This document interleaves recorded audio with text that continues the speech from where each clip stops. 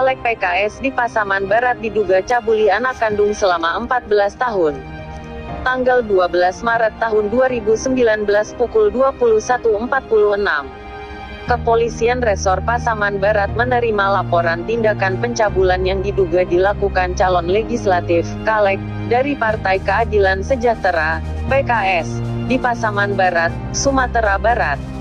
Caleg berinisial A itu dilaporkan keluarganya sendiri karena diduga mencabuli anak kandungnya selama 14 tahun. Ia, terlapor berinisial A ini caleg dari PKS. Masih dalam proses pencarian, ujar Kapolres Pasaman Barat, AKBP Iman Pribadi Santoso, kepada Langkan.id, Selasa, 12/3. Iman mengatakan pihaknya masih melakukan penyelidikan.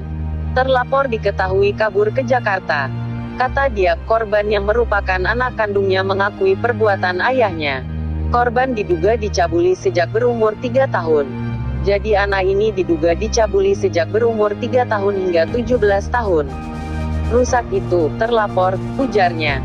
Polisi baru menerima laporan pada tanggal 7 Maret tahun 2019.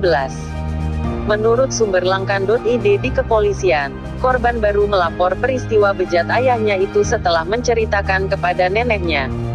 Kemudian nenek korban yang geram membuat laporan ke pihak kepolisian agar kasus ini dapat ditindaklanjuti.